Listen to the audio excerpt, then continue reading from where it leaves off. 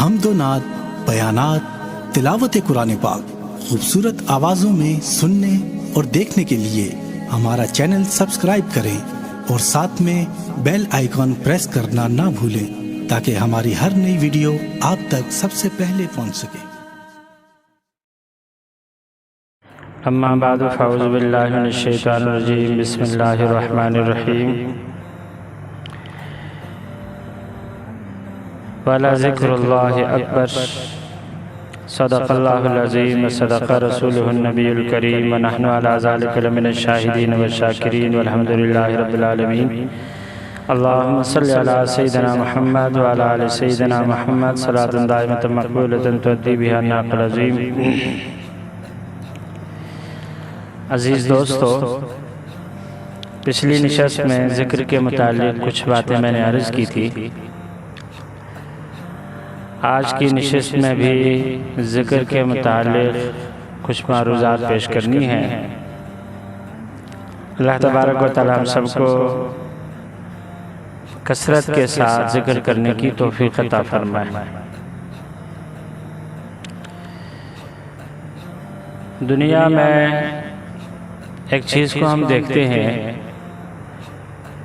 پانی کے اشتہارات پہ بھی آپ نے دیکھا ہوگا، قرآن کریم میں بھی ایک آیت ہے، وَجَعَلْنَا مِنَ الْمَاءِ كُلَّ شَيْءٍ حَيٍّ۔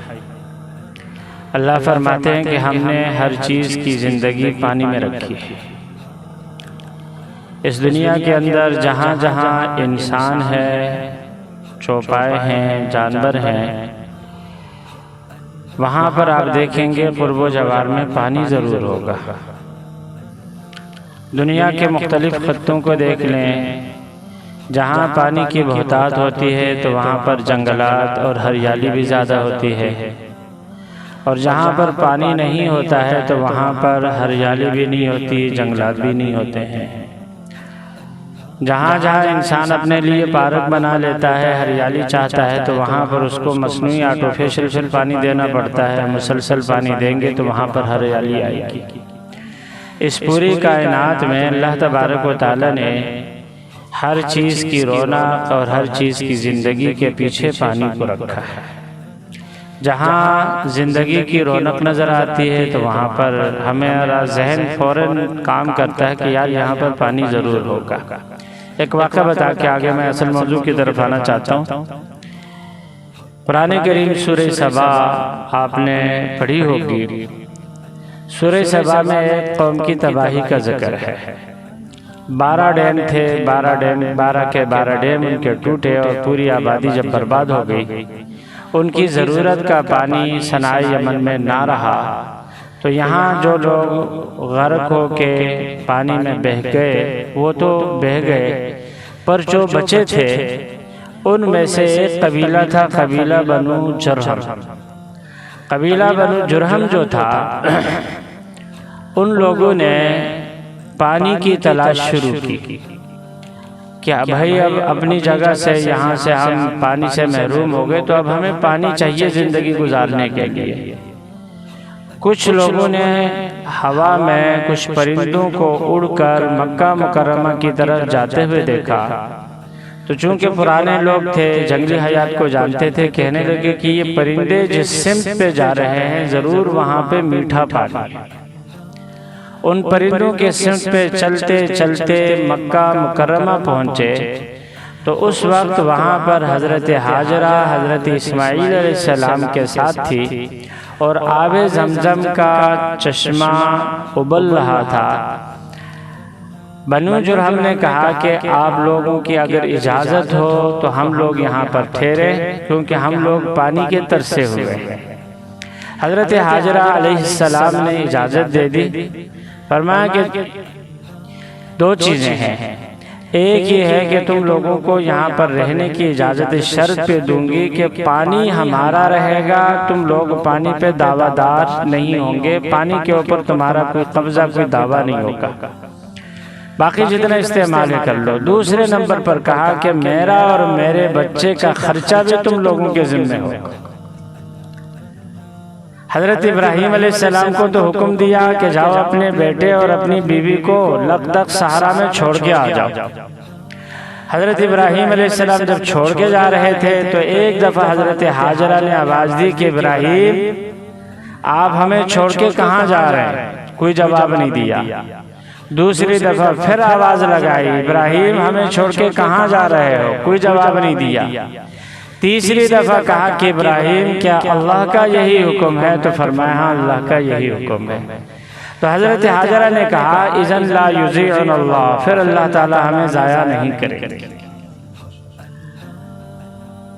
تو کیا ہے، پانی انسان کی ضرورت ہوتی ہے۔ کھانے پینے کھانے کا ذکر نہیں آتا، حضرت حاجرہ کی دوڑ کا بھی ذکر آتا ہے تو اس کے پیچھے بھی پانی ہے۔ صفا مروہ پہ آج ہر حاجی، اللہ تعالی ہم سب کو حج اور عمرہ بار بار نصیب کرے، صفا مروہ میں جو دوڑ لگتی ہے تو اس دوڑ کے پیچھے حضرت حاجرہ، اماں حاجرہ کی دوڑ کی یاد شامل ہے۔ پانی جب ان کے مشکیزے میں ختم ہو گیا، مک گیا، تو پانی کی تلاش میں اپنے بچے کو آب زمزم کا کنواں جہاں پر ہے یہاں پر چھوڑ کے گئی، اور صفا پہاڑی پہ چڑھ کر کے دور دور تک، نئی جگہ تھی، ان کو تو کوئی پتہ ہی نہیں تھا آس پاس کیا ہے کیا نہیں ہے، دور دور تک نظر دوڑا کر کے دیکھ لیا، پانی کا کوئی نام و نشان نہیں۔ تو وہ نیچے آ گئی، جہاں تک بچے پہ نظر پڑتی تھی تو آہستہ آہستہ آئی، جہاں پہ یہ ہریالی نظر آتی ہے، ہری لائٹیں نظر آتی ہیں، یہاں پر پہنچی، دیکھا اسماعیل پہ نظر نہیں پڑ رہی ہے، نظروں سے اوجھل ہو گئی ہیں، دوڑ لگا۔ اور جب تک نظروں سے اوجھل رہے دوڑتی رہی، جہاں پہ نظر آ گئے تو پھر انہوں نے آہستہ سے دھیرے سے چلنا شروع کر دیا۔ 7 دوڑیں لگائی، 7ویں دوڑ مروہ کی طرف جب ان کی لگ رہی تھی، آخر میں جب پہنچ گئی تو دیکھا کہ ان کے پیروں کی رگڑ کے نیچے سے پانی ابل گیا ہے، تو وہاں سے دوڑ کر کے آ گئی، کہنے لگی زمزم زمزم۔ ان کی زبان میں زمزم کے معنی رک جاؤ۔ ایک حدیث میں ہے کہ اگر اماں یہ زمزم کا لفظ نہیں بولتی نا تو ساری دنیا میں اس کی شاخیں پھیلتی۔ سعودی گورنمنٹ نے اپنے سارا زور لگا لیا کہ حدود حرم سے باہر ہم پانی کو لے کر کے جائیں، موٹر کے ذریعے سے، پائپ کے ذریعے سے نہیں لے جا سکتے، ٹینکر کے ذریعے، بوتل کے ذریعے سے دنیا کی جس کونے میں کوئی لے جانا چاہے لے جائے، پر یہ ہے کہ کوئی پائپ کے ذریعے سے لے کے جانا چاہے ناممکن ہے۔ تو دوستو، بات کہاں سے کہاں نکلی؟ اللہ تبارک و تعالیٰ نے پانی میں زندگی رکھی ہے۔ دنیا کی جتنی رونق نظر آ رہی ہے، ہریالی نظر آ رہی ہے، انسانوں کی حیات، جانوروں کی حیات، پرندوں کی حیات، چرندوں کی حیات، یہ سب کے پیچھے کیا ہوتا ہے؟ پانی۔ تو جس طرح دوستو یہ دنیا کی زندگی کے پیچھے پانی ہے، پانی کے ایک قطرہ سے لے کر کے دریا، ندی تک، سمندر تک، یہ سب پانی ہی ہے۔ اسی طرح سے اللہ تبارک و تعالیٰ نے روحانی زندگی رکھی ہے اپنی یاد کی۔ جو انسان اللہ کو جتنا زیادہ یاد رکھے گا، جس پودے کو جتنا بر وقت پانی دیا جاتا ہے، وہ پودا اتنا ہرا بھرا ہوتا ہے۔ جس فصل کو جتنا زیادہ پانی مل جائے اس کی ضرورت کے مطابق، اتنا زیادہ وہ ترقی کرے گا، پھلے گا، پھولے گا اور بڑا ہوتا جائے گا۔ اسی طرح اللہ تبارک و تعالیٰ نے روح کی ترقی رکھی ہے اپنے نام میں۔ جو انسان جتنا اللہ تبارک و تعالیٰ کو یاد کرے گا، اللہ تبارک و تعالیٰ اس کو اتنی زیادہ روحانی ترقی دیں گے۔ آج کل افسوس سے کہنا پڑتا ہے، ایک تو ہماری جسمانی بیماریاں ہوتی ہیں، جسمانی بیماری کسی کو ہو گئی، کسی کو نزلہ ہو گیا، زکام ہو گیا، کھانسی ہو گئی، پیٹ میں درد ہو گیا، کوئی بھی بیماری آ گئی تو اس کے لیے مختلف قسم کے معالج موجود ہیں، ڈاکٹر موجود ہیں، ہومیو موجود ہیں، ایلوپیتھی موجود ہیں، حکیم حضرات موجود ہیں، ویدک موجود ہے، ہر طرح کے معالج موجود ہیں۔ اور کچھ لوگوں کو جنات کا کوئی اثر ہوتا ہے یا جادو کا اثر، کہتے ہیں یہ روحانی بیماری ہے۔ یہ روحانی بیماری نہیں ہے، یہ بھی جسمانی بیماری ہے، عقل کا فطور ہے۔ روحانی بیماری کس کو کہتے ہیں؟ انسان کا دل اللہ کی یاد سے غافل ہو جائے۔ روحانی بیماری کس کو کہتے ہیں؟ انسان کا دل اللہ کی یاد سے غافل ہو جائے۔ جب غافل ہو جاتا ہے تو اس کے اندر کیا آ جاتا ہے؟ حسد، یہ روحانی بیماری ہے۔ جھوٹ بولنا، یہ روحانی بیماری ہے۔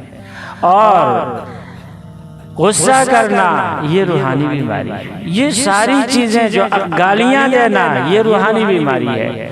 گناہ کے اندر پڑنا یہ روحانی بیماری ہے، ماں باپ کی نافرمانی کرنا یہ روحانی بیماری ہے۔ ایک حدیث پاک ہے، جب بھی انسان کوئی گناہ کرتا ہے اللہ تبارک و تعالی اس گناہ کے نحوست کی وجہ سے اس سے اپنی ایک نعمت چھین لیتے ہیں۔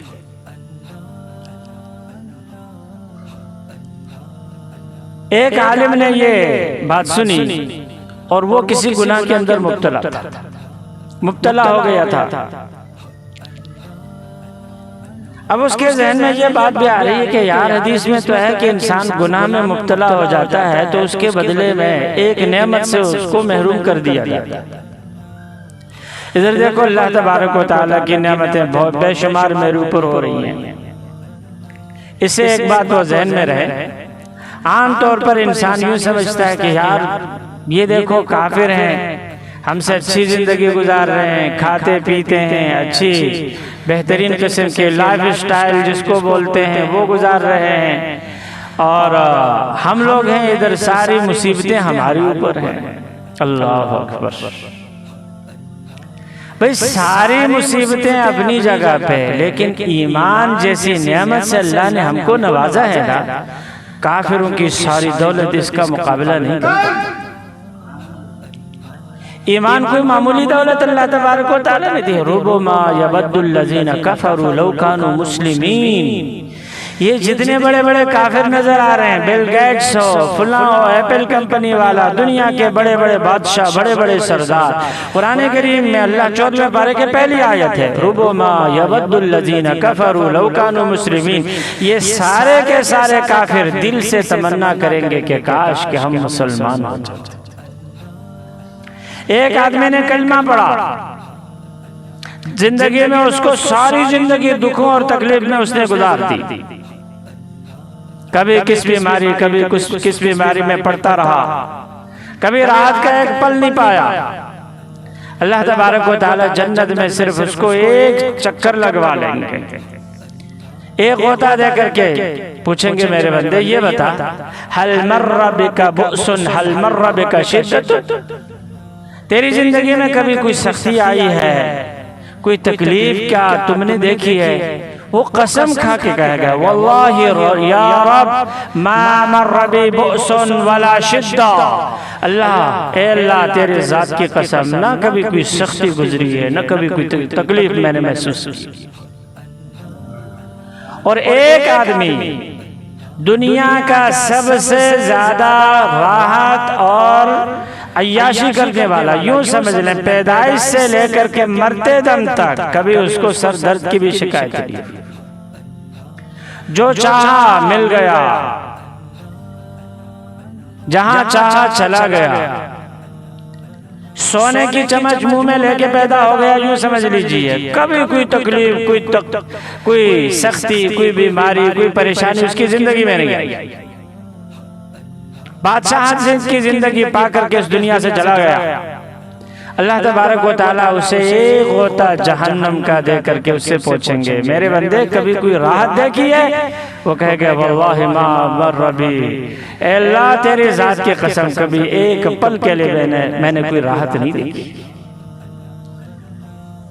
تو دوستو اللہ تبارک و تعالیٰ نے بات پتہ نہیں کہاں سے کہاں جا رہی ہے، تو میں بتا رہا تھا کہ جس طرح سے ساری چیزوں کی زندگی حیات جو ہمیں نظر آ رہی ہے اس کے پیچھے پانی ہے، اس طرح سے ہماری روح کی زندگی کے پیچھے، روحانی زندگی کے پیچھے اللہ کی یاد ہے۔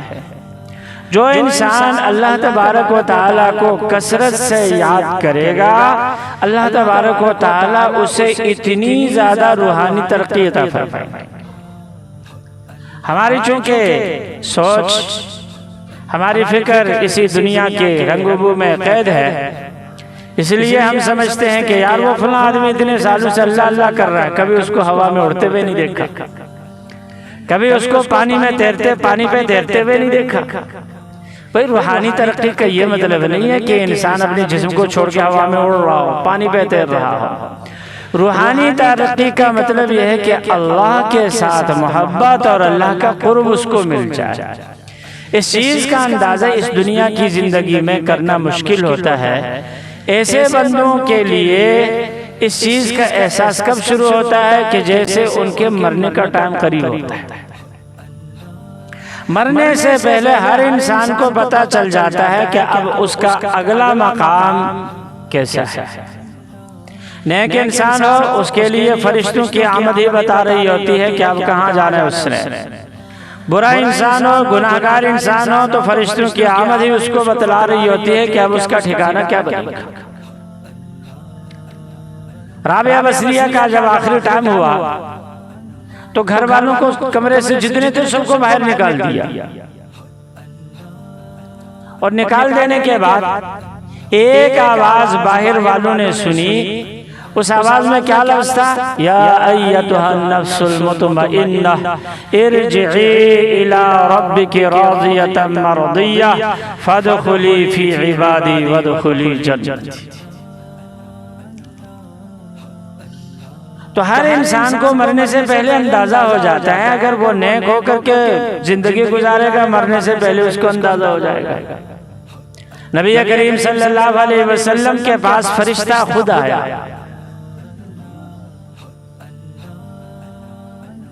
پوچھا یا رسول اللہ ٹائم پورا ہو گیا ہے، میری امت کا کیا بنے گا؟ فرمایا امت اللہ کے حوالے، اللہ تبارک و تعالیٰ نے وعدہ کر دیا کہ آپ کی امت کو بے آسرا نہیں چھوڑوں گا۔ پوچھا جبریل اوپر کیا معاملہ ہے؟ کہنے لگے یا رسول اللہ اوپر تیاریاں مکمل ہو چکی ہیں، آپ کی آمد کا سن کر کے تمام آسمانوں کے فرشتوں نے آپ کے لیے آمد کے استقبال کے لیے تیاریاں مکمل کر لی ہیں۔ تو آپ صلی اللہ علیہ وسلم کی زبان سے یہ لفظ نکلا، اللہم الرفیق الاعلی، اللہم الرفیق الاعلی، اللہ میرے کو اوپر والے ساتھ چاہیے۔ اس کے بعد حضور صلی اللہ علیہ وسلم کی گردن ڈھلک گئی۔ تو دوستو یہ ہے کہ اللہ تبارک و تعالیٰ نے یہ جو ذکر رکھا ہے کہ میرے کو یاد کر لو، یہ کس لیے؟ تاکہ ہم جو اپنے گھر سے جنت سے یہاں پر آئے ہیں، جتنا ہم ذکر کریں گے جنت اوپر ہے، اتنی ہماری پرواز اونچی ہو جائے گی اور اللہ تبارک و تعالیٰ کا قرب ہمیں ملے گا۔ جو انسان جتنا اللہ کو یاد کرے گا وہ انسان اتنا اللہ تبارک و تعالیٰ کا قریب جائے گا۔ پشتوں کا مشہور شعر ہے، شاید پہلے بھی میں نے سنایا، رحمان بابا گزرے ہیں، ان کا شعر ہے، کہتے ہیں مال دل دے رفتار دا درویشانو، مال دل دے رفتار دا درویشانو، پیو قدم کے تر عرش پوری رس۔ میں نے درویشوں کی رفتار دیکھی ہے کہ ایک قدم میں عرش تک پہنچ جاتے ہیں۔ بیٹھے ہوئے ہم میں سے ہیں اور باتیں عرش والوں کے ساتھ چل رہی ہوتی ہیں۔ تو کیا ہے، بیٹھے ہوئے انسان یہاں پر ہوتا ہے اور اس کا لنک اللہ تبارک و تعالیٰ کے ساتھ قائم ہوتا ہے۔ اس کو ایسے سمجھ میں نہیں آئے گا۔ ماشاءاللہ سے آج کل ڈیجیٹل زمانہ ہے، ہم لوگ جب موبائل جیب میں رکھتے ہیں تو کچھ جگہیں ایسی ہوتی ہیں جہاں پر فل سگنل آ رہے ہوتے ہیں، جس کے ساتھ بھی ہم بات کریں گے تو پوری کلیئر آواز جائے گی، اس کی آواز بھی سنائی دے گی۔ کچھ جگہیں ایسی ہوتی ہیں جہاں پر آدھے سگنل آتے ہیں، تو وہاں پر کیا ہے، کبھی آواز کٹ رہی ہوتی ہے، کبھی آواز لگ رہی ہوتی ہے۔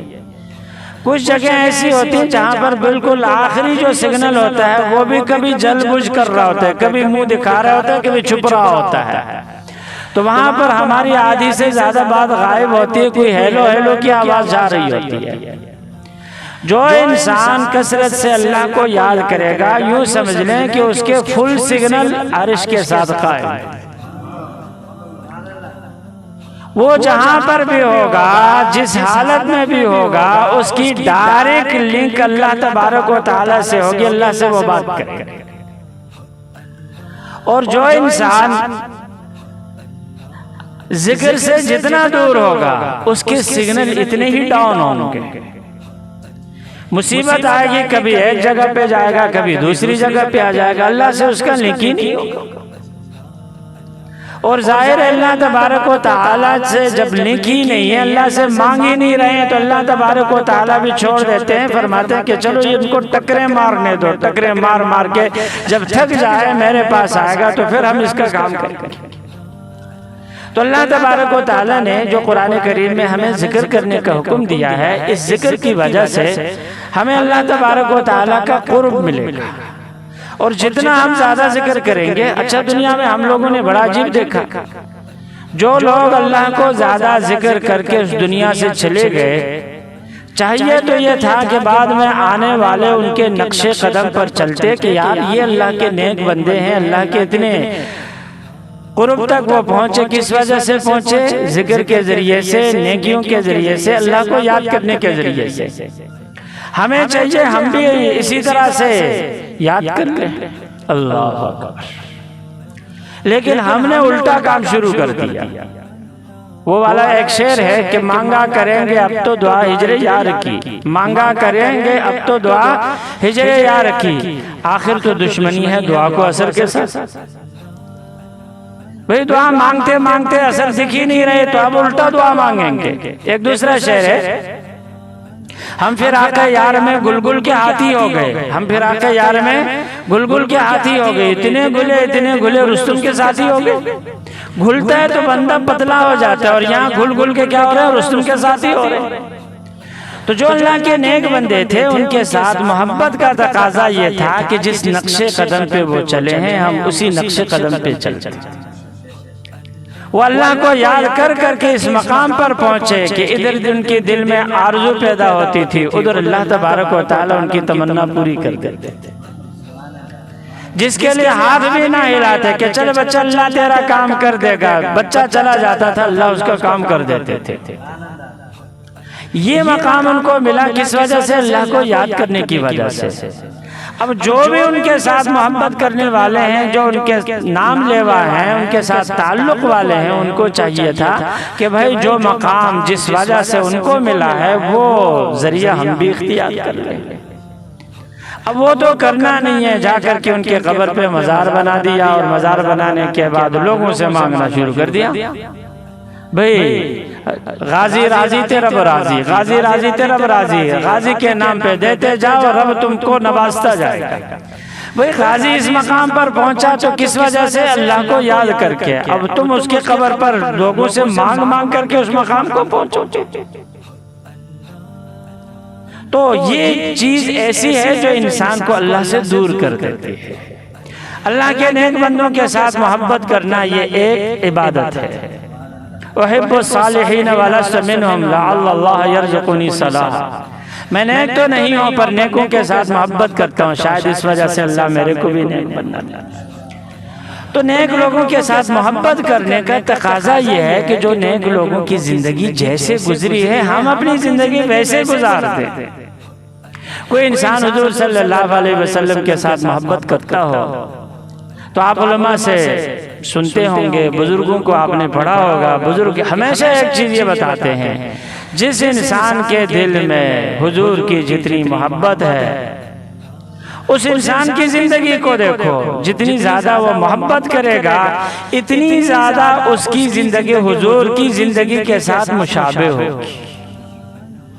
اس کا سونا، اس کا جاگنا، اس کا اٹھنا، اس کا بیٹھنا، اس کی رات، اس کا دن، اس کی صبح، اس کی شام، اس کا پانی پینا، اس کا کھانا کھا لینا، سب کے سب بعینہ ہی حضور صلی اللہ علیہ وسلم کے مطابق وہ ہوتا جائے گا۔ تو یہ چیز کیا بتا رہی ہے کہ یہ حضور صلی اللہ علیہ وسلم کا سچا عاشق ہے۔ اور اگر کوئی انسان ایسا ہے اس کی زندگی حضور کی زندگی کے مطابق نہیں ہے، بھلے زبان سے ہزاروں نعرے لگا لے کہ میں عاشق رسول ہوں، تو وہ عاشق رسول نہیں ہو سکتا۔ ایک واقعہ سنا کے ختم کرتا ہوں۔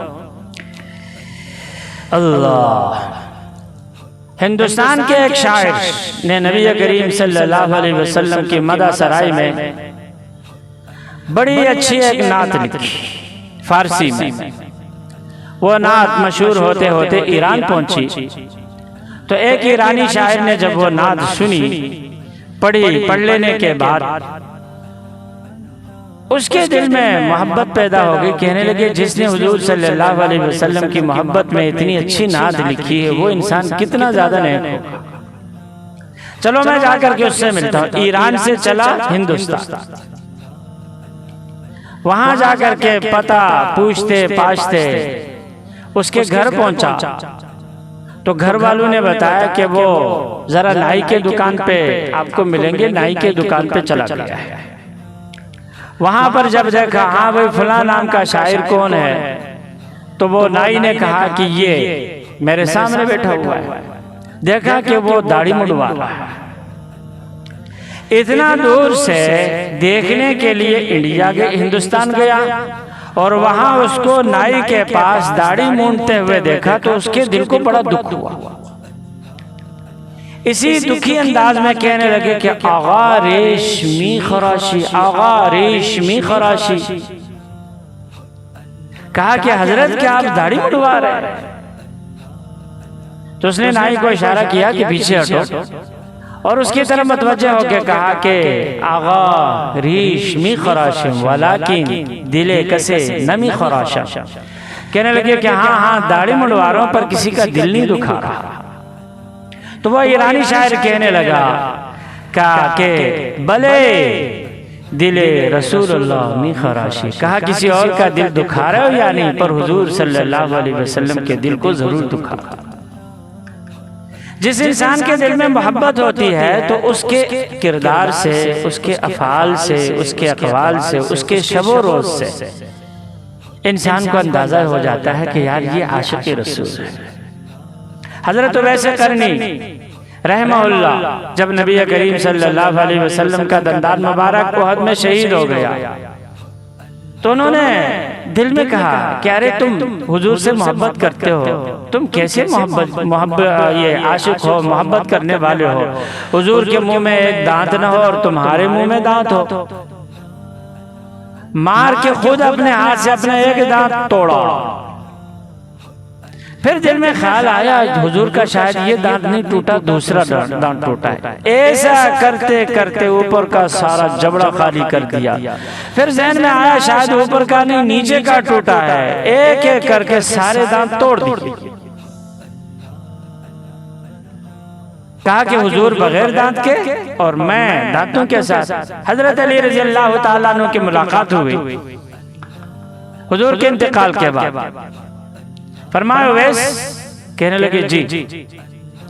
فرمایا اویس حضور زندہ تھے، تم اسلام قبول کر چکے تھے تو آ جاتے حضور سے ملتے۔ کچھ دیر خاموش ہوئے اور خاموش ہو کے کہنے لگے کہ علی تم نے تو بچپن سے حضور صلی اللہ علیہ وسلم کو آخر وقت تک دیکھا ہے۔ فرمانے لگے ہاں۔ کہنے لگے علی ذرا مجھے حضور صلی اللہ علیہ وسلم کے نین و نقوش سمجھا دو، حضور کا چہرہ کیسا تھا۔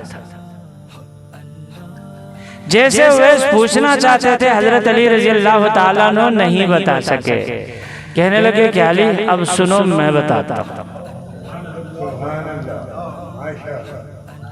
حضور صلی اللہ علیہ وسلم کی پیشانی مبارک یوں تھی، بال یہاں تک آتے تھے، حضور کی بھویں ایسی تھی، ابرو ایسی تھی، آنکھ ایسی تھی، آنکھ میں سرخ ڈوریاں ایسی چل رہی تھی، حضور کی بینی ایسی تھی، حضور کے مونچھ ایسے تھے، داڑھی مبارک ایسی تھی۔ ایک ایک چیز ایسا نقشہ کھینچ کے ان کو سمجھایا جیسے حضور کی تصویر سامنے ہو، دیکھ کے بتا رہا۔ حضرت علی جو بچپن سے حضور کو دیکھتے آئے تھے جب نقشہ سنا تو ایسے انگوش بدندہ حیرت زدہ ہو گئے۔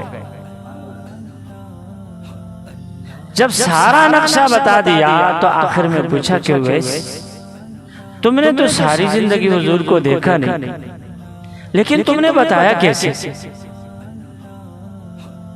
کہنے لگے حضور